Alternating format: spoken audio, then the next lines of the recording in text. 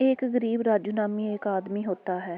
उसकी 3 बेटियां और एक बेटा होता है। वो दिन रात मेहनत मजदूरी करके अपने बच्चों का पेट पालता है। एक दिन वो मजदूरी करके घर आए तो उसकी बीवी बोली, घर में खाने के लिए कुछ नहीं है, मैं बच्चों को क्या खिलाऊं। शोहर बोला, बेगम मेरी कौन सा सरकारी नौकरी है जो हर महीने तनख्वाह आनी है और मेरा गुजारा हो जाएगा। मैं तो मेहनत मजदूरी करके अपने बच्चों का पेट पालता था। उनकी ये सारी दुख भरी दास्तां उनकी बड़ी बेटी रानी सुन रही थी। रानी पास आकर बोली, माँ परेशान ना हो, क्यों ना हम दुकान बनाकर कुछ कमाने लग जाएं।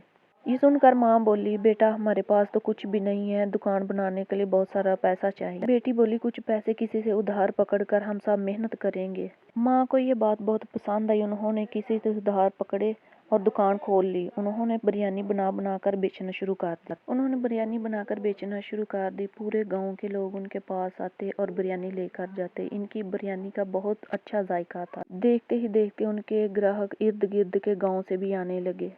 उन्होंने जितना भी उधार लिया था सबसे पहले वो अदा किया और बाद में अपनी हालत को बेहतर करने लगे। एक दिन राजू अपनी बेटी रानी से कहता है, बेटा आजकल गोश्त बहुत ज्यादा महंगा हो गया है, बिरयानी की कीमत बढ़ानी पड़ेगी। उन्होंने जो ही बिरयानी की कीमत बढ़ाई तो उनके इर्द गिर्द के गांव से जितने भी लोग बिरयानी खाने आते थे उन्होंने भी आना बंद कर दिया। सारी बिरयानी धरी की धरी रह जाती। एक दिन काफी ज्यादा बिरयानी के देज के भरे हुए थे कि सारे खराब हो गए, क्योंकि उसने कीमत बढ़ाई थी। कीमत बढ़ाने की वजह से चलता हुआ कारोबार राजू और उसकी बेटी बहुत परेशान हुई कि हमारे घर के हालात अच्छे होने लगे हैं तो फिर महंगाई की वजह से बोला, हम अपनी बिरयानी की कीमत वही रखेंगे जो पुराना रेट था। इस तरह इर्द गिर्द के गांव वालों जिन्होंने आना बंद कर दिया तो वो भी सारे सुन करके रेट राजू की सारे आना शुरू हो गए। फिर कारोबार राजू को खुशहाल देखकर गांव वाले भी खुश हुए और उनकी अपनी जिंदगी भी बहुत अच्छी गुजरने लगी।